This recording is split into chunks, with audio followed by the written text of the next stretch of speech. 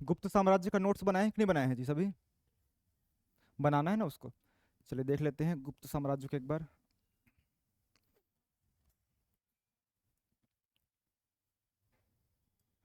फायहान किसके कार्यकाल में भारत आया था? कहाँ से आया था ये? चीनी बौद्ध यात्री था।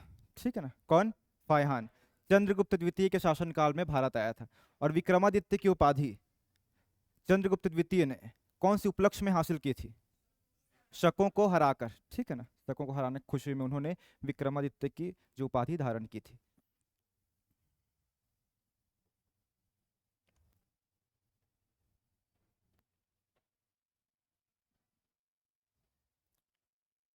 ये सब पढ़ चुके हैं, सभी लिख लिए है ना? ठीक। गुप्त संवत कब से प्रारंभ हुआ है? तो 319 ईस्वी है, याद रखेंगे, एडी से, है ना। गुप्त में जितने भी पढ़ रहे हैं अब एडी में ही पढ़ेंगे, ईसा पूर्वी का रोल खत्म हो गया है।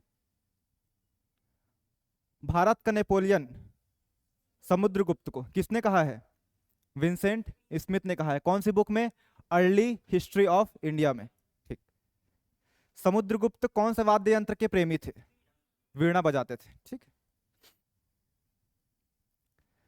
चंद्रगुप्त द्वितीय लिखा हुआ है, देखिए, चांदी के सिक्के चलवाए सबसे पहले कौन से गुप्त शासक ने चांदी के सिक्के चलवाए? तो क्या है? चंद्रगुप्त द्वितीय ने। और इनके ही कार्यकाल में चीनी यात्री फायहान भारत आए थे। कब आए थे? 405 ईस्वी में। ठीक है ना। और महरौली का लौह स्तंभ जो है किसने निर्माण कराया है? तो चंद्रगुप्त द्वितीय ने। तो और इनका जो वाहन क्या था? गरुड़ था। ठीक है ना, तो याद रखेंगे कि गुप्त साम्राज्य का जो राज चिन्ह रहा है वो क्या है? गरुड़ था। और इनकी राजभाषा की बात करेंगे गुप्त साम्राज्य की, तो याद रखेंगे संस्कृत थी। ठीक है ना। जो कालिदास जो है कौन सी भाषा में रचनाएं करते थे? संस्कृत भाषा में। जैसे मेघ दूत नहीं, मेघ दूतम, अभिज्ञान शाकुंतलम, ये सब। ठीक है। हाँ, तो कालिदास जो है संस्कृत के साहित्यकार थे, संस्कृत भाषा को महत्व देते थे ज्यादा वो। चंद्रगुप्त द्वितीय के नौ नौ रत्न थे। इसका ट्रिक क्या था जी? अमर सिंह, बेशक, बार बार, छापा मारो। क्या था? काला धन, घटना चाहिए। एक बार देख लेते हैं फिर से, क्या था ट्रिक का नाम? अमर सिंह, बेशक, बेशक, बार बार, मतलब बार बार लिख देता हूं, बार बार, छापा मारो। क्या था? काला धन, क्या चाहिए? घटना चाहिए, घटना चाहिए। जिसमें से अमर सिंह से क्या था? पहले जो विद्वान का नाम है इनके नवरत्न में, क्या नाम है? अमर सिंह। कौन सा वाला हो गया हमारा? जो ये सातवां वाला हो गया। ठीक है। दूसरा बेश क्या था? बेताल भट्ट। बेताल भट्ट कहाँ है? ये चौथे नंबर पे। शक से क्या है? शंकु। ठीक है। वार से क्या था? वर रुचि। और एक क्या है? वराहमिहिर। ठीक है, दो ठोक वह है ना, एक वह से क्या है?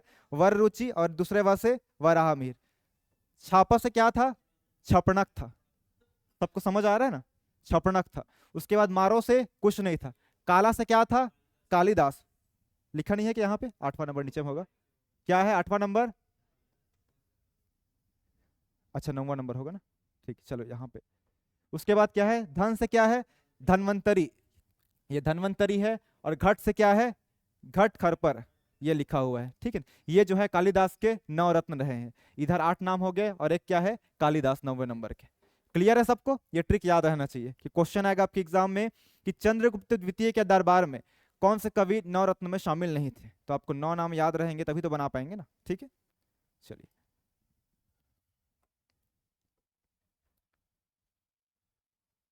इसको देख लेते हैं। कालिदास की रचना सभी लिख चुके हैं। कौन कौन सी रचना है? अभिज्ञान शाकुंतलम, विक्रमोर्वशीय, मालविकाग्निमित्रम, रघुवंशम, कुमार संभवम, मेघदूतम, ऋतु संहारम। ठीक है। मुद्रा राक्षस और देवी चंद्रगुप्तम किसका है? विशाख दत्त का है। देवी चंद्रगुप्तम से क्या चीज की जानकारी प्राप्त होती है?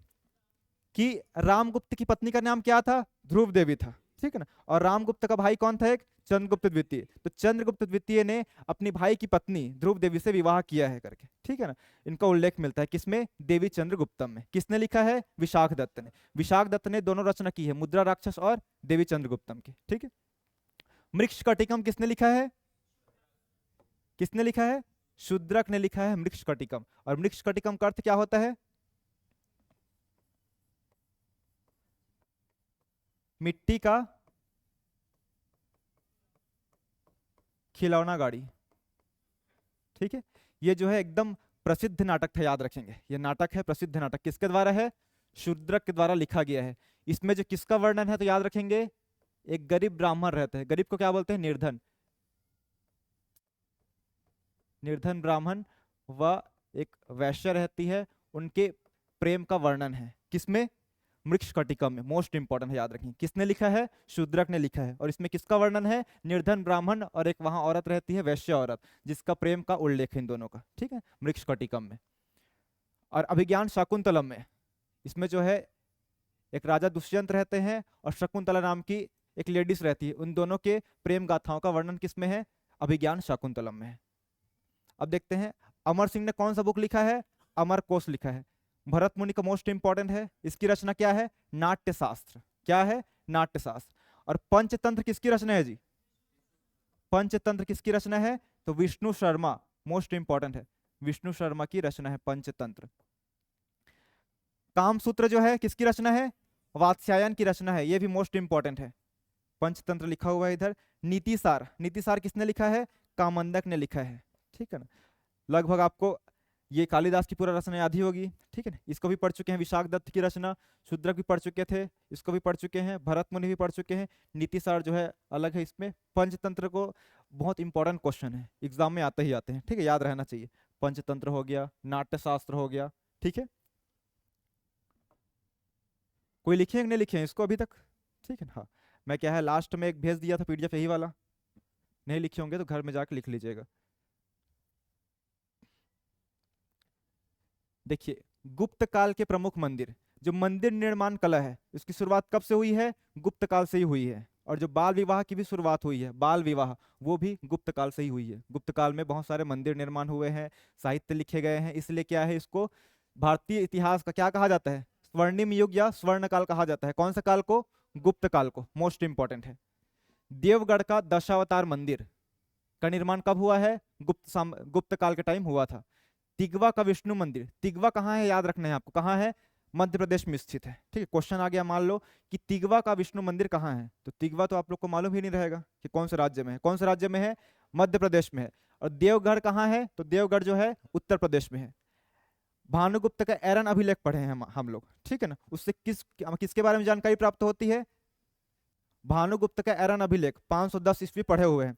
सती प्रथा के बारे में हमको जानकारी प्राप्त होती है भानुगुप्त के एरन अभिलेख से। ठीक है, और एक हम लोग पढ़ेंगे भीतरी स्तंभ लेख पढ़ेंगे। क्या पढ़ेंगे? वो भी मोस्ट इंपॉर्टेंट है, बहुत बार यूपीएससी एग्जाम में आया हुआ है। भीतरी स्तंभ लेख, ये किसका है? स्कंदगुप्त। और हुणों का आक्रमण बोला जाए या उन्हों को भगाया है, किसने भगाया है? स्कंदगुप्त ने सामना किया है, याद रखेंगे। तो स्कंदगुप्त का एक अभिलेख था भीतरी स्तंभ अभिलेख, जिसके बारे में क्या जानकारी प्राप्त होती है? क्या है कि स्कंदगुप्त ने हुणों है उनको क्या है पराजित किया है करके। ठीक है ना, आक्रमण उसी टाइम हुआ था करके जानकारी प्राप्त हुआ है हुणों के बारे में भीतरी स्तंभ लेख से। उसके बाद ये जो इंपॉर्टेंट है, नचना कुठार का पार्वती मंदिर, ये कहाँ है? मध्य प्रदेश में है। कहाँ है? नचना कुठार, बहुत बार आ चुका है एग्जाम में, नचना कुठार करके। पार्वती मंदिर है, ये मध्य प्रदेश में है। और भीतर गांव का कृष्ण मंदिर, ये कहाँ है? उत्तर प्रदेश में। ठीक है, कानपुर के उत्तर प्रदेश में। शक्कर सबसे ज्यादा कहाँ होता है बताओ? चीनी का कटोरा किसे कहा जाता है जी? चीनी का कटोरा कानपुर को ही बोला जाता है। ठीक है ना, चीनी का कटोरा। उसने बात इंपॉर्टेंट नहीं है जितना। सतना कोई गए हैं क्या जी मध्य प्रदेश? हाँ, तो वहां क्या है? नागौद का शिव मंदिर है, याद रखेंगे। तो आपको इसमें मेन मेन याद रखना है, देवगढ़ का दशावतार मंदिर का मंदिर का निर्माण कब हुआ है, कौन से काल में हुआ है, क्वेश्चन ऐसा आएगा। तो कौन से काल में हुआ है? गुप्त काल में हुआ है। तिगवा का विष्णु मंदिर कहाँ है, ऐसा क्वेश्चन आएगा, तो कहाँ है? मध्य प्रदेश के अंतर्गत जो जबलपुर शहर है वहां है। ठीक,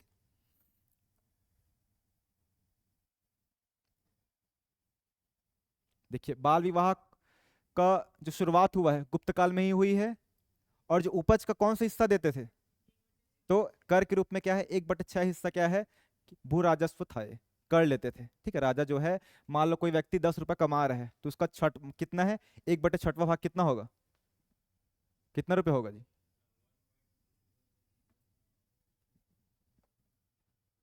जैसे कि मान लो कोई 36 रुपया कमा रहा है, कोई व्यक्ति 36 रुपया कमा रहा है टोटल।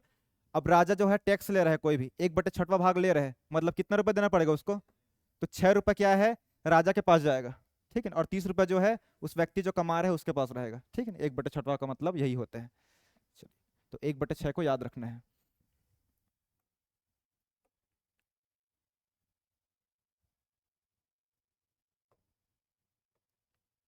भानुगुप्त का एरन अभिलेख मोस्ट इंपोर्टेंट है, जिससे क्या प्राप्त होती है जानकारी, सती प्रथा के बारे में जानकारी प्राप्त होती है।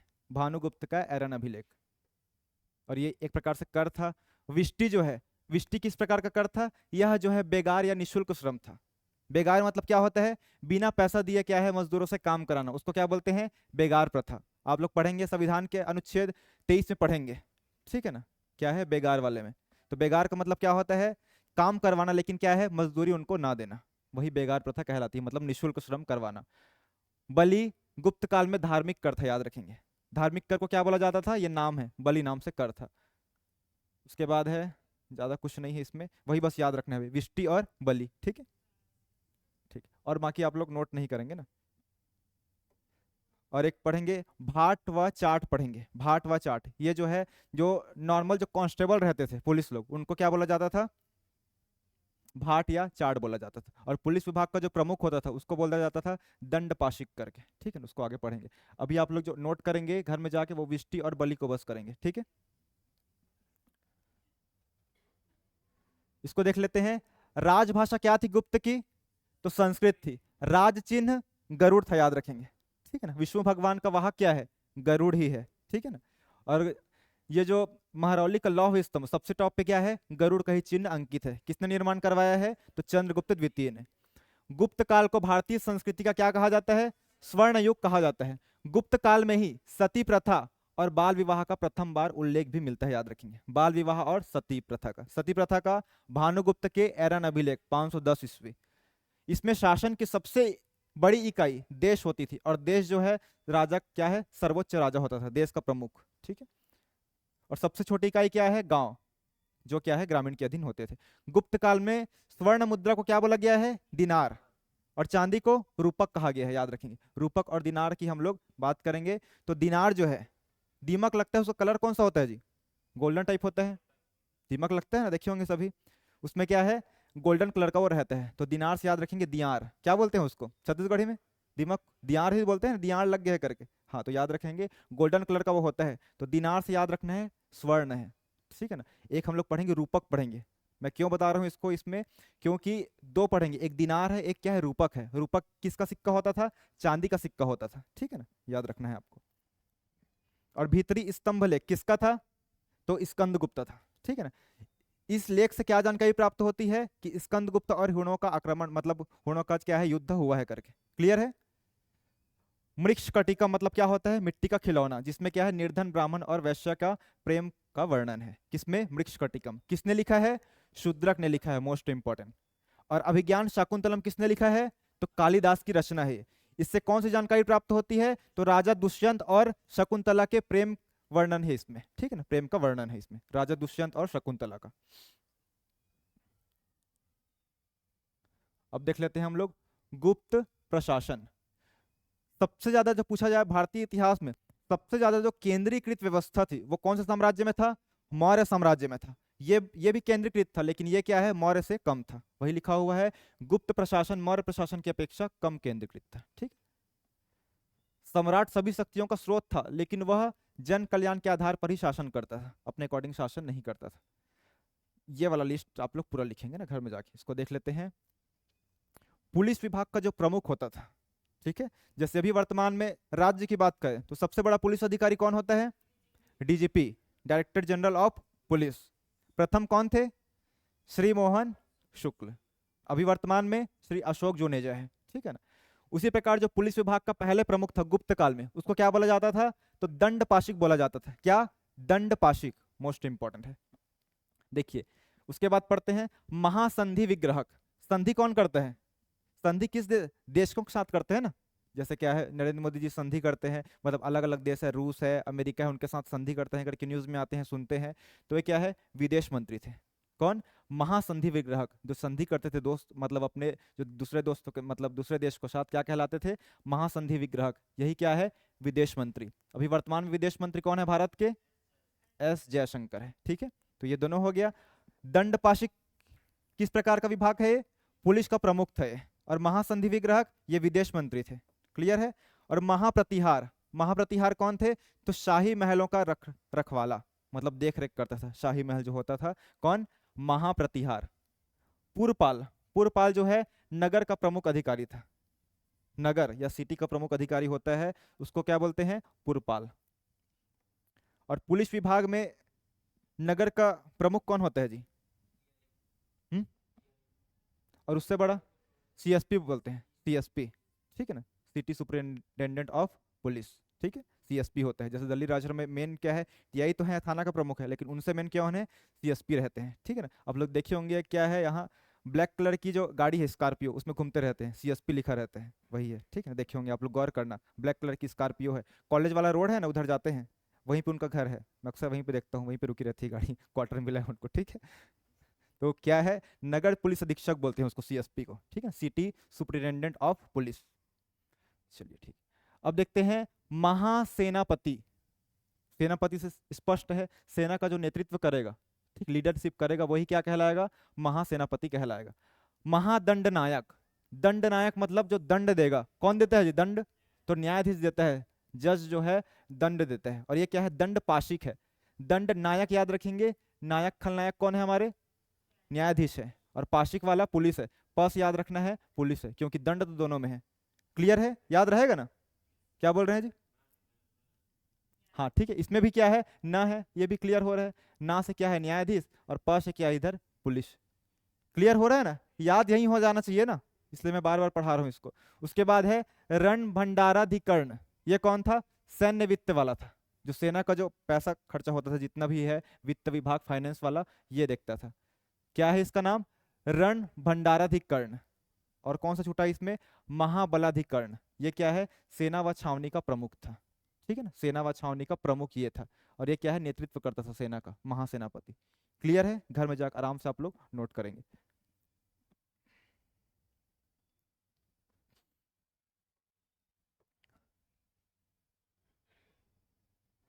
फायहान, फायहान जो चीन, बौद्ध जो चीनी यात्री था, चंद्रगुप्त द्वितीय के टाइम 405 ईस्वी में आया था।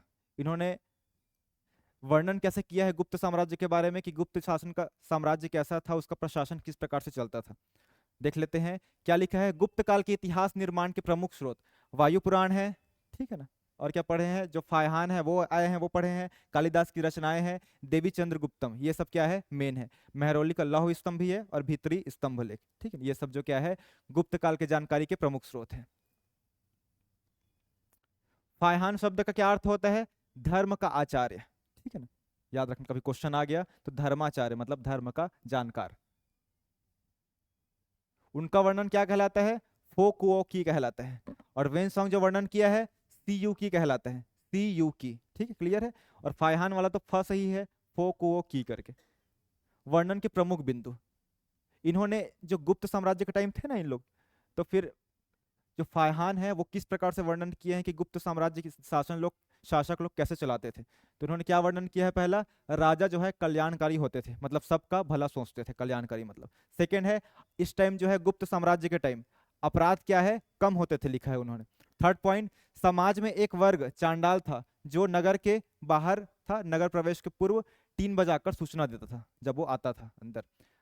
ब्राह्मण धर्म जो है उन्नत दशा में था, मतलब ब्राह्मणों की स्थिति बहुत अच्छी थी। ठीक है, जबकि बौद्ध धर्म क्या है, पतन उन्मुख, मतलब खत्म होने वाला था। पतन उन्मुख मतलब क्या होता है? पतन होना मतलब खत्म होना। ठीक है ना। पाटलिपुत्र में बने अशोक के भव्य महलों को देखकर उसने कहा कि ऐसे भवनों का निर्माण केवल देवता ही कर सकते हैं, मनुष्य नहीं। ठीक है, और क्या कहा है उन्होंने? जनता विनिमय के लिए वस्तुओं का अदला बदली या कौड़ियों से काम करती थी, विनिमय के लिए। ठीक है ना, कुछ भी चीज लेना है, मान लो मेरे को गेहूं लेना है, तो मैं क्या है, कुछ उनको चावल दे दिया, उनसे गेहूं ले लिया, तो इस प्रकार से क्या है, अदला बदली, एक्सचेंज करते थे उस टाइम। तो ये फायहान ने वर्णन किया है, इसको आपको समझना बस है। ठीक है, नोट वोट नहीं करेंगे। ठीक है, ये 405 में कब आया फाहियान याद रखेंगे, और उसका वर्णन फो कुओ की करके, और कुछ कुछ बस बाकी एक दो बार पढ़ेंगे, याद रहेगा हमेशा के लिए, इतना इंपॉर्टेंट नहीं है ये। कहाँ तक पढ़ चुके थे? कायस्थ वर्ग का सर्वप्रथम उल्लेख किसमें मिलता है, कौन सी स्मृति में? तो याज्ञवल्क्य स्मृति में कायस्थ वर्ग का उल्लेख मिलता है। और कायस्थ वर्ग मतलब क्या होता है बताया था, सिन्हा, वर्मा, सक्सेना, ये सब जितने भी कास्ट थे वो सब क्या है, किसमें आते थे? कायस्थ वर्ग में आते थे। दशमलव पद्धति भारतीयों द्वारा ढूंढी गई है, याद रखेंगे। देखिए यहाँ पे लिखा हुआ है, गुप्त राजाओं ने, मोस्ट इंपॉर्टेंट है ना, गुप्त राजाओं ने सबसे अधिक स्वर्ण मुद्राएं जारी की। सबको मालूम है कि स्वर्ण मुद्राएं जो है सबसे ज्यादा किसने जारी किए हैं? गुप्तों ने जारी किए हैं। ठीक है, सबसे पहले स्वर्ण मुद्रा किसने जारी किया है? तो इंडो बैक्ट्रियन ने, या हिंद यूनान उसी को बोलते हैं, या ग्रीक बोलते हैं, इंडो ग्रीक। और सर्वाधिक शुद्ध सोने के सिक्के किसने जारी किए हैं? तो कुषाणों ने, कनिष्क ने किया है। क्लियर है? और गुप्तों ने क्या है, सर्वाधिक संख्या में किए हैं, और शुद्ध जो है किसने किया है? कनिष्क ने। अंतर याद रखना है आपको। तो देख लेते हैं इसमें कि गुप्त राजाओं ने सबसे अधिक स्वर्ण मुद्राएं जारी की। स्वर्ण मुद्राएं क्या कहलाती थी, मैंने बताया था, दीमक करके बताया था ना, दीमक या दियार करके, दीमक करके, ये क्या था? स्वर्ण मुद्रा, स्वर्ण मुद्रा थी, तो दिनार कही जाती थी। और जो रूपक, रूपक क्या होता था? चांदी का सिक्का होता था, याद रखेंगे। क्या है? चांदी का सिक्का। एक आपको याद रहेगा, दिनार वाला बस याद रखना है, ये सोना वाला है, तो रूपक को क्या करेंगे? डायरेक्ट चांदी ही करना है, और तांबा वामा नहीं करना है ना, ऑप्शन में रहेगा तांबा हीरा मोती जो भी है। हाँ, गुप्त काल में अधिकांश जो है व्यापार होता था वो कौन से बंदरगाह होता था? उत्तर भारत का ना। गुप्त काल में जो अधिकांश उत्तर भारत की ओर, जो नॉर्थ एरिया में जो व्यापार होता था वो कौन से बंदरगाह से होता था? तो ताम्रलिप्ति बंदरगाह, मोस्ट इंपॉर्टेंट है। कौन सा बंदरगाह? 3 बार बोलो लगातार सब एक साथ। ताम्रलिप्ति बंदरगाह, ताम्रलिप्ति है, याद रखेंगे। ठीक है ना? हाँ, उत्तर भारत की बात कर रहे हैं। ठीक, उत्तर भारत में। हुण का आक्रमण किसके टाइम हुआ है? तो स्कंदगुप्त के टाइम हुआ है, याद रखेंगे। ठीक है ना?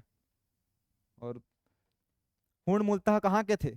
चीन, चीन के थे। और कौन से जाति के थे? मंगोल जाति के थे, याद रखेंगे। हुण से क्वेश्चन आता है कि इनके 2 शासक रहे हैं, एक क्या है? तोरमान पढ़ेंगे, और एक मिहिर कुल पढ़ेंगे। ठीक है ना? तो याद रखना है, हुण जो है कहाँ से थे? मुख्यतः चीन के थे। चीन के किस जाति के थे? मंगोल जाति के थे।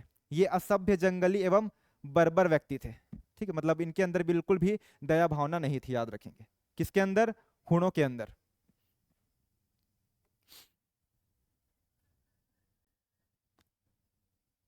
क्वेश्चन डायरेक्ट आता है कि मिहिर कुल एवं तोरमान कौन से वंश का शासक था? तो किस वंश का शासक है ये? हुण वंश का। देखिए लिखा हुआ है यहाँ पे, हुण मूलतः चीन की जाति के थे, मतलब चीन की मंगोल जाति के। प्रमुख शासक कौन कौन थे? 2 ही चीज याद रखना है आपको, 2 ही शासक के नाम हुण में। पहला क्या है? तोरमान है, और दूसरा क्या है? मिहिर कुल। क्या क्या है? पहला क्या है? तोरमान। ठीक है, दूसरा क्या है? मिहिर कुल। ठीक है, याद रखना है ना। सिंपल सा क्वेश्चन आएगा कि तोरमान एवं मिहिर कुल किस वंश के शासक थे? ऑप्शन रहेगा तो हुण वंश के शासक थे। कौन से वंश के? हुण वंश के। गलत नहीं करना है आपको। ठीक है, तोरमान हुण शासक था, स्कंदगुप्त ने हुणों को पराजित किया था। पढ़ चुके हैं इसको। ठीक, चलिए क्वेश्चन देख लेते हैं। गुप्त वंश का संस्थापक कौन था? श्रीगुप्त पढ़े हैं। 240 से 280 तक इनका कार्यकाल रहा है। सेकंड क्वेश्चन है, कौन सी इतिहासकार मतलब V.A. स्मिथ ने किसकी विजयों से प्रभावित होकर उसे भारत का नेपोलियन कहा है? कि विंसेंट स्मिथ ने किसकी विजयों से प्रभावित होकर उनको भारत का नेपोलियन कहा है? किसको कहा है? समुद्रगुप्त को कहा है, मोस्ट इंपॉर्टेंट। ठीक है, हाँ। उत्तर में 9 राज्यों को हराया है, और दक्षिण में 12 राज्यों को हराया है। टोटल इनका विजय है कितने भागों में बांटा गया है? 5 भागों में बांटा गया है। ठीक है, आठविक विजय, विदेशी राज्यों का विजय, सीमांत राज्यों से विजय, ये सब बांटे हुए हैं। भारतीय संस्कृति का स्वर्ण युग, गोल्डन एज किसे कहा जाता है जी? सभी एग्जाम के लिए मोस्ट इंपॉर्टेंट है, चाहे CGPSC हो, UPSC हो। UPSC में क्या है, कूट में देगा। ठीक है, थोड़ा स्टफ बना देगा। बाकी आपके जितने भी एग्जाम है कॉम्पिटेटिव वाले, वन लाइनर वाले, उसमें ये क्वेश्चन बहुत इंपॉर्टेंट है, स्वर्ण युग। तो कौन सा है? गुप्त काल है। एरन अभिलेख का संबंध किस शासक से है? तो हम लोग पढ़े हैं बार बार भानुगुप्त का एरन अभिलेख, जो कब आया था, 510 ईस्वी में आया था। ये वाला जानकारी जो है प्राप्त होती है, किसके बारे में जानकारी प्राप्त होती है, सती प्रथा के बारे में जानकारी प्राप्त होती है। किससे? एरन अभिलेख से। और एक कौन से राजा ने बनाया था इसका? भानुगुप्त ने उकेरा था। ठीक, उकेरा मतलब क्या होता है? लिखा था। ठीक है। उसके बाद है गुप्त युग में जो विश्वविद्यालय प्रसिद्ध हुआ वह कौन सा था? नालंदा है। मैंने बता चुका हूं कि मौर्य साम्राज्य में कौन सा विश्वविद्यालय पढ़ते थे? तक्षशिला। और उस पुरोहित कौन थे मेन उसमें? चाणक्य या कौटिल्य या उसी का और क्या नाम है? विष्णुगुप्त। ये जो है तक्षशिला विश्वविद्यालय से संबंधित थे। और नालंदा जो है ये है। ठीक है। नालंदा विश्वविद्यालय कहाँ है? तो बिहार में है। और तक्षशिला जो है पाकिस्तान में है। तक्षशिला कौन कौन सी नदियों के संगम के पे स्थित है? सिंधु और झेलम। ठीक है। फायहान किसके शासन काल में भारत आया था? तो चंद्रगुप्त द्वितीय आएगा। चंद्रगुप्त द्वितीय ने विक्रमादित्य की उपाधि कब धारण की थी? देखिए फर्स्ट ऑप्शन है शकों का उन्मूलन करने के बाद, मतलब शकों को हराने के बाद। सेकंड ऑप्शन है गुप्त सिंहासन पर बैठने के बाद। और थर्ड ऑप्शन है चांदी के सिक्के जारी करने पर। और फोर्थ ऑप्शन उपयुक्त तो सभी। तो हम लोग क्या पढ़े? एक ही ऑप्शन को याद रखना है। शकों को उन्होंने हराया है, उसी के उपलक्ष्य में उन्होंने विक्रमादित्य की उपाधि धारण की। किसने? चंद्रगुप्त द्वितीय ने। उसके बाद है गुप्त काल की सोने की मुद्रा को क्या कहा जाता था? देखिए मैं रहता तो क्या है, एक आठ को हटा के उसमें रूपक भी डालता। ठीक है ना जी। तो थोड़ा कंफ्यूज होते, क्या है, क्या आएगा इसमें? दिनार है। गुप्त काल की बोल रहे हैं ना, ठीक है, इसलिए। कुमार संभवम किसकी रचना है? कालिदास की है। बाणभट्ट किसकी रचना है? मतलब बाणभट्ट की रचना क्या है? हर्षचरित। ठीक है। और क्या है? एक कादंबरी। ठीक है ना। बाणभट्ट की दो रचना है। बाणभट्ट किसके दरबारी कवि थे? तो याद रखेंगे हर्षवर्धन के। हर्षवर्धन के समय कौन आया था चीनी बौद्ध यात्री? हर्षवर्धन। वेन सॉन्ग आया था चीनी बौद्ध यात्री। ठीक है। और बाणभट्ट की रचना कौन कौन सी है? पहला है कादंबरी और दूसरा क्या है? हर्षचरित। चंदन बरदाई किसने लिखा है? क्या है? पृथ्वीराज रासो। हरिसेन प्रयाग प्रशस्ति। कालिदास की बहुत सारी पढ़े हैं। ठीक। चंदन बरदाई मोस्ट इंपॉर्टेंट है ना। कौन सा रचना लिखा है इन्होंने? पृथ्वीराज रासो। एक आध बार तो कौन सा व्यक्ति का नाम है, कौन सा रचना का नाम है, यही कंफ्यूज हो जाता है। हाँ वही तो बोल रहा हूँ। अमर कोश के लेखक कौन है जी? नहीं, नहीं क्या लिखना, एक मिनट। दूसरा लिखा है अमर कोश के लेखक अमर सिंह किस शासक के दरबार से जुड़े हैं?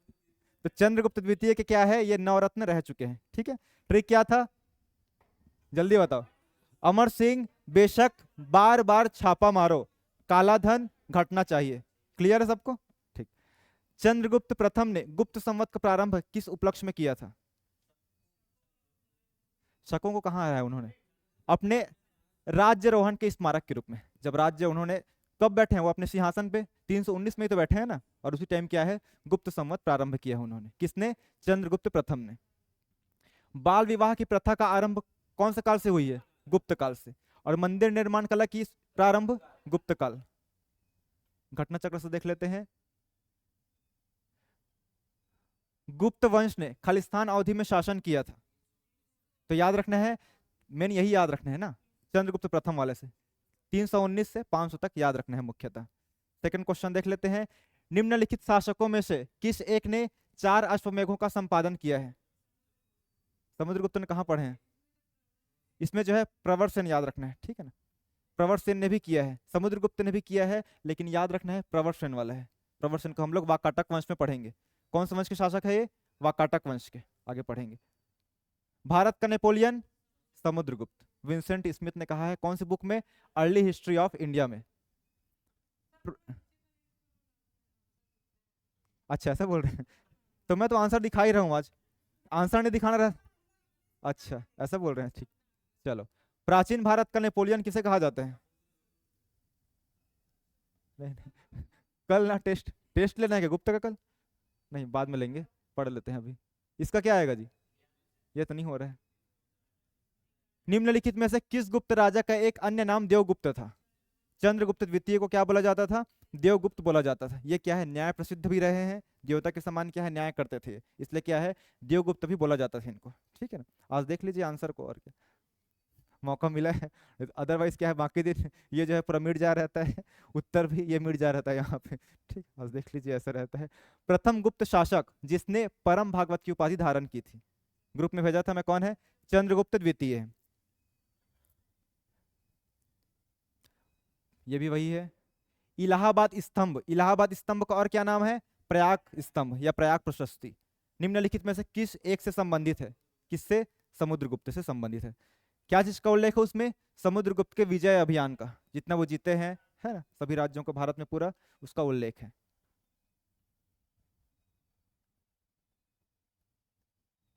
देखिए गुप्त में जहां तक अलग अलग बुक से जितने ही प्रकार से कंटेंट है, सभी करा दिया गया है अच्छे से, ठीक है ना, या वीडियो में डाल दिया गया है, या फिर मैं क्या है ग्रुप में भी डाल दिया था परम भागवत वाला, ठीक है ना। और उस दिन जो मैंने वीडियो बनाया था शॉर्ट्स वाला, उसमें भी नीचे में लिखाया ही होगा, ठीक है, बहुत सारा। तो गुप्त साम्राज्य में जितने भी कंटेंट है, जितने भी इंपॉर्टेंट फैक्ट है, वो क्या है, सब आपके पास उपलब्ध होगा, उसको अच्छे से आप लोग नोट्स बनाना है, ठीक है। और ये जो बुक करा रहा हूँ, ये क्या है, घटना चक्र का है। घटना चक्र आप लोग सॉल्व कर लेते हैं, इसका जो डिस्क्राइब है उसको भी क्या है, तो आपकी एग्जाम की तैयारी बहुत अच्छे से हो जाएगी गुप्त साम्राज्य से। लगभग 99% क्वेश्चन इससे बन जाएंगे, इतना जो भी चीज़ करा रहा हूँ मैं, क्लास में करा रहा हूँ और टेस्ट लूंगा उसमें से, ठीक है। आप लोग क्या है, पूरा भरोसा रखिए और इसको क्या है, प्रॉपरली नोट्स बनाना है। नोट्स बनाएंगे तभी काम चलेगा, ठीक है। नहीं तो बाद में जब मैं टेस्ट लेता हूँ, मोबाइल में कितना ही देखेंगे आप लोग, अलग अलग पीडीएफ भेजते रहता हूँ मैं, और कॉपी में रहेगा तो क्या है, रिवाइज भी जल्दी करते बनेगा, ठीक है। इसलिए नोट्स प्रॉपर आपको बनाना है। एक बताना चाहूंगा, प्रयाग प्रशस्ति वाला, कि प्रयाग प्रशस्ति में कौन कौन से राजाओं का उल्लेख है। मैंने वीडियो बनाया था, कोई सुने हैं कि नहीं सुने हैं? कितने राजाओं का उल्लेख है, याद आया किसी को? चलिए देख लेते हैं कि प्रयाग स्तंभ जो है, इसका निर्माण किसने किया है? तो अशोक ने किया था, अशोक ने किया था, ठीक है ना। जो प्रयाग स्तंभ है, इसका निर्माण कौशाम्बी में किसने किया था? अशोक ने किया था। अकबर ने, ठीक है ना, अकबर ने जो है, वो जो स्तंभ था, प्रयाग मतलब स्तंभ था, इलाहाबाद स्तंभ था, वो क्या है, उन्होंने इलाहाबाद ले गए। किसने? अकबर ने ले गए। तो याद रखना है, प्रयाग प्रशस्ति में किसका किसका उल्लेख है? पहले तो समुद्रगुप्त की बात करते हैं, अशोक का भी उल्लेख, उन्होंने निर्माण किया था, तो ठीक है। और क्या है, अकबर, और क्या है, बीरबल का भी उल्लेख है। अकबर के साथ कौन है? बीरबल का भी उल्लेख है। तो ये क्वेश्चन होगा कि प्रयाग प्रशस्ति किसके सैन्य अभियान के बारे में जानकारी देती है? तो ये क्या है, समुद्रगुप्त है यहाँ पे। ये क्या क्वेश्चन है, इलाहाबाद का अशोक स्तंभ किसके शासनकाल के बारे में सूचना प्रदान करता है? समुद्रगुप्त का, ठीक है। ये जो आ, इलाहाबाद में है, अशोक स्तंभ कहाँ है? इलाहाबाद में है। और अशोक ने ही निर्माण कराया है प्रयाग प्रशस्ति की, ठीक है। और प्रयाग प्रशस्ति क्या है, रचना किसने किया है, बुक किसने लिखा है जी? वो है हरिश्चंद्र ने लिखा है, याद रखिए।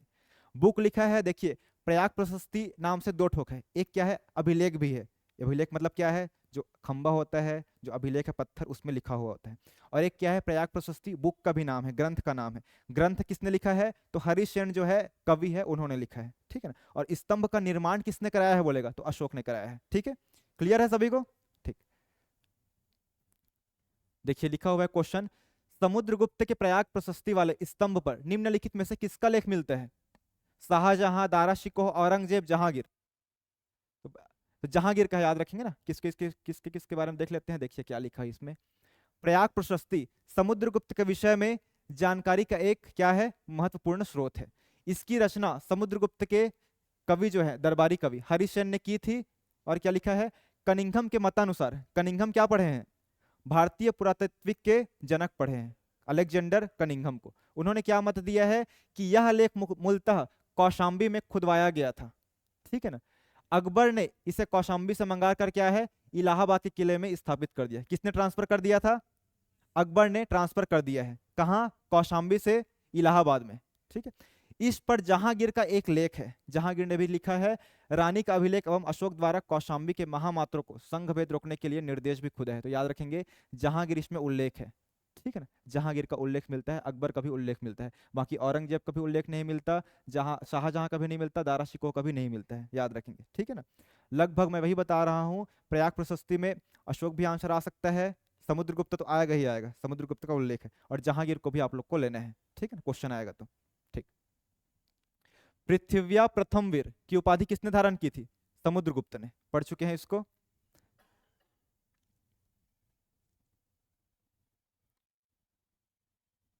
इसको आगे पढ़ेंगे। कौन सा राजवंश हुणों के आक्रमण से अत्यंत विचलित हुआ था? गुप्त। गुप्त साम्राज्य का अंत क्या है? मुख्यतः हुणों ने ही कर दिया था, बहुत बार आक्रमण करके लगातार उन्होंने पराजित होते रहे हुण लोग, लेकिन क्या है आक्रमण करना नहीं छोड़े, तो गुप्त लोग क्या है साम्राज्य ही खत्म हो गया गुप्त का। हुणों ने भारत पर पहला आक्रमण कब किया है? तो स्कंद गुप्त के शासनकाल में, याद रखेंगे, ठीक है ना। हालांकि किसी बुक में क्या है कुमार गुप्त के टाइम मिलता है पहला आक्रमण, लेकिन आपको याद रखना है स्कंद गुप्त ही याद रखना है, लास्ट शासक के समय, ठीक है ना, हुणों का पहली बार आक्रमण।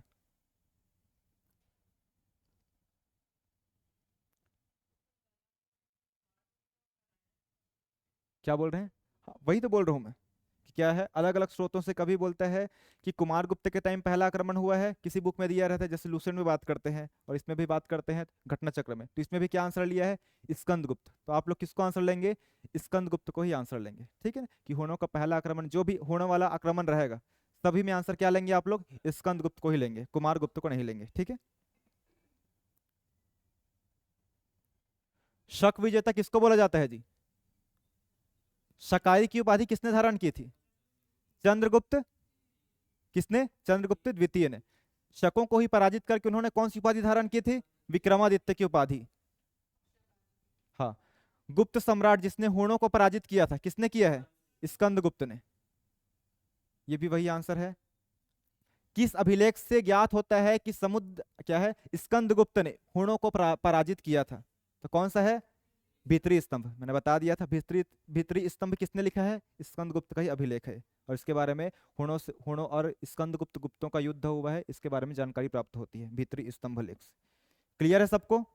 ठीक। इसको आगे देखेंगे हम लोग। बाकी अभी गुप्तोत्तर काल पढ़ेंगे हम लोग। गुप्तोत्तर मतलब क्या होगा? गुप्त के बाद जो आने वाले हैं, जैसे हम लोग मौर्योत्तर काल पढ़े हैं, इसके अंतर्गत क्या क्या पढ़े हैं? ट्रिक क्या था मगध पे शासन करने वालों का? हशिन माशुका सात, ठीक है ना।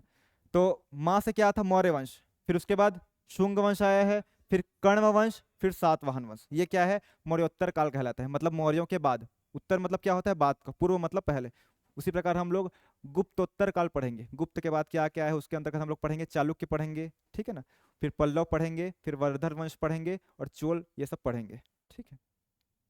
रजत सिक्के या चांदी के सिक्के जारी करने वाला प्रथम गुप्त शासक कौन था? तो चंद्रगुप्त द्वितीय था। पढ़ चुके हैं, लिखे भी होंगे आप लोग, ठीक है। रजत मतलब ही चांदी होता है, याद रखेंगे, ठीक है, रजत और चांदी एक ही है।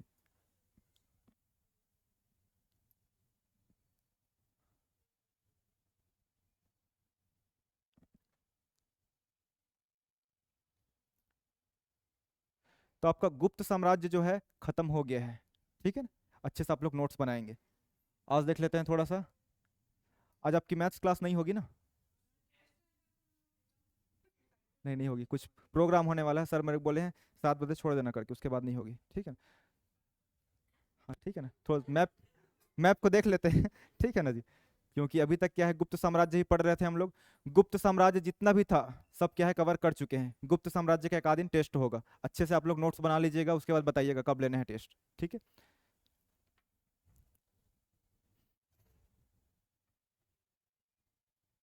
देखिए, इसके बाद हम लोग नेक्स्ट टॉपिक पढ़ने वाले हैं, वो है वर्धन वंश। कौन सा वंश? वर्धन वंश। वर्धन में कौन सा शासक प्रमुख है? हर्षवर्धन। और हर्षवर्धन के समय कौन बौद्ध चीनी यात्री आया था? वेनसोंग आया था। वेनसोंग कब आया है? तो 629 ईस्वी में भारत आया है। और वेनसोंग जो है छत्तीसगढ़ में कब आया है? तो 639 में आया है, 10 साल बाद, ठीक है ना, भारत में आया है 629 में। उसके 10 साल बाद 639 में कहाँ आए हैं? छत्तीसगढ़ में आए हैं। छत्तीसगढ़ में कहाँ? सिरपुर में। उस टाइम किसका शासन था? पांडु वंश का। महाशिवगुप्त बाल अर्जुन में आप लोग छत्तीसगढ़ में पढ़ेंगे, ठीक। तो वर्धन वंश में देख लेते हैं थोड़ा सा। संस्थापक कौन थे? पुष्यभूति। वर्धन वंश को इसीलिए पुष्यभूति वंश भी कहा जाता है। किसको? वर्धन वंश को। 6ठी शताब्दी ईस्वी से प्रारंभ हुआ है। गुप्त साम्राज्य कब अंत हुआ है उसका? तो 500 ईस्वी के आसपास गुप्त साम्राज्य का अंत हो गया था। शुरू कब से हुआ था? तो तीसरी सदी से हुआ था, तीसरी सदी से, ठीक। तो है हर्षवर्धन जो है हम लोग पढ़ेंगे उसी का। पहले इनकी राजधानी थी हर्षवर्धन की, कहाँ थी? थानेश्वर थी, ठीक है ना। उसके बाद उन्होंने राजधानी कहाँ बनाई? कन्नौज में बनाई थी, ठीक है। ध्यान से भी समझ लीजिए थोड़ा सा मैप से ही, बाकी हम लोग कल पढ़ेंगे डिटेल्स, ठीक है। तो हर्षवर्धन जो है मुख्यतः उनकी राजधानी कहाँ थी उनके वंशज का, तो थानेश्वर थी। थानेश्वर कहाँ है, हरियाणा में स्थित है। जब हर्षवर्धन शासक बने, हर्षवर्धन जो है एक कंडीशन ऐसा आ गया था कि 16 वर्ष में उनको शासक बनना पड़ा, ठीक है। तो उन्होंने अपनी राजधानी, नई राजधानी बनाई, किसको, कन्नौज को। देख लेते हैं इसमें संस्थापक कौन है वर्धन वंश के, तो पुष्यभूति थे। राजधानी थानेश्वर थी। प्रमुख शासक कौन थे, तो प्रभाकर वर्धन थे, इनकी उपाधि है ये सब। हुणों को पराजित इन्होंने भी किया था। हुणों ने लगातार आक्रमण करते ही रहा है, ये भी क्या है, भारत का ही वंश रहा है। लेकिन हुण कहाँ का वंश था जी, चीन का वंश था, ठीक है। वंश को स्थायी रूप प्रदान किया किसने, प्रभाकर वर्धन ने। ये बस देख लेते हैं हम लोग। प्रभा किसके बात कर रहे हैं अभी, प्रभाकर वर्धन की बात कर रहे हैं। इनकी पत्नी का क्या नाम था, तो यशोमती था। और प्रभाकर वर्धन के दो पुत्र थे और एक पुत्री थी, जिसमें से दो पुत्र का नाम है राज्यवर्धन और दूसरा पुत्र क्या है, हर्षवर्धन। और उनकी बेटी का नाम राज्यश्री। क्लियर है, तीनों याद रखना है बहुत ना, कि क्या बोल रहे हैं जी, अच्छा चलो ठीक, राजश्री बोले या राज्यश्री बोले, ठीक है ना। तो याद रखना है, हर्षवर्धन के ये बहन थी राज्यश्री, और हर्षवर्धन का बड़ा भाई कौन था, राज्यवर्धन। इनकी बहन का विवाह किससे होता है, तो कन्नौज का जो मौखरी वंश रहता है, जो मौखरी वंश पढ़ेंगे हम लोग, ये क्या है, वर्धन वंश वाला है। इधर ये जो एरिया है वर्धन वंश है, और ये कौन सा एरिया है, मौखरी वंश का। इसकी राजधानी कहाँ थी, कन्नौज थी। तो वहां का एक शासक था मौखरी वंश का, उस शासक का क्या नाम है, ग्रहवर्मा। ग्रहवर्मा के साथ किसका शासक, किसका विवाह हो जाता है, राज्यश्री का विवाह हो जाता है, ठीक है ना। लेकिन ये जो मालवा का शासक देवगुप्त है, इन दोनों का नहीं जमता है, देवगुप्त और गृहवर्मा का। तो देवगुप्त ने किसको हत्या कर देता है, ग्रहवर्मा का हत्या कर देता है, किसने, देवगुप्त ने। क्लियर है। तो राज्यवर्धन ने क्या है, इसका वध कर देता है, किसका, देवगुप्त का, याद रखेंगे, ठीक है। बता रहा हूं, इसके जो है मतलब यशोमती के 3 पुत्र हैं, मतलब 2 पुत्र 1 पुत्री, राज्यवर्धन, हर्षवर्धन और राज्यश्री। राज्यश्री का विवाह किसके साथ होता है, तो वो जो है कन्नौज के राजकुमार ग्रहवर्मा के साथ विवाह होता है, ठीक है। ग्रहवर्मा की हत्या किसने कर दी, तो मालवा के जो राजकुमार रहते हैं देवगुप्त ने हत्या कर दी। और देवगुप्त क्या है, कब्जा कर लेते हैं यहाँ पे, कहाँ पे, कन्नौज पे। और क्या है, इनकी जो पत्नी रहती है उनको क्या है, बंदी बना लेते हैं, ठीक है ना, किडनैप कर लेते हैं, किसका, राज्यश्री का। क्या बोल रहे हैं, हाँ वो अलग है, वो तो उपाधि था, और ये क्या है, मेन नाम है। लेकिन देवगुप्त और बंगाल का शासक शशांक, ये दोनों मित्र रहते हैं। और जो राज्यवर्धन जो है, राज्यवर्धन जो है मेरे जो पत्नी के पति है उनको हत्या करी है, मतलब किए होकर के देवगुप्त की हत्या कर देते हैं। कौन, इसका जो भाई रहता है राज्यश्री का भाई राज्यवर्धन, ठीक है। फिर राज्यवर्धन का वध कौन कर देता है, तो ये जो बंगाल का शशांक है। और शशांक नहीं याद रखेंगे, बोधि वृक्ष आप लोग पढ़े हैं, बोधि वृक्ष कहाँ है, बोध गया में है, ठीक है ना, बोध गया में है। कहाँ है बोध गया, बिहार में है। तो बोधि वृक्ष को ये क्या है, कटवा देते हैं। कौन, याद रखना है, मोस्ट इंपॉर्टेंट, शशांक। याद रखना है, एग्जाम में क्वेश्चन आता है कि बोधि वृक्ष को किसने कटवाया था या किसने काटा था, याद रखना है कौन सा है, शशांक है। शशांक कौन से वंश का था, तो गौड़ वंश, बंगाल के गौड़ वंश का शासक था ये, ठीक है। उसके बाद राज्यवर्धन की भी हत्या किसने कर दी, शशांक ने कर दी। उसके बाद जो है अब आता है हर्षवर्धन। इसलिए क्या है, ऐसी कंडीशन आ जाती है कि अब क्या है, उनका भाई भी नहीं है, अब शासन कौन करेगा। तो उस टाइम जब ये राज सिंहासन पर बैठते हैं हर्षवर्धन, तो उनकी आयु कितनी वर्ष रहती है, 16 ही वर्ष के रहते हैं, ठीक है। और ये क्या है, शासन पे बैठ जाते हैं लगभग 606 ईस्वी में। इसको हम लोग कल अच्छे से करेंगे, कल फिर से पढ़ेंगे, ठीक है। आज के लिए इतना ही पढ़ते हैं, थैंक यू।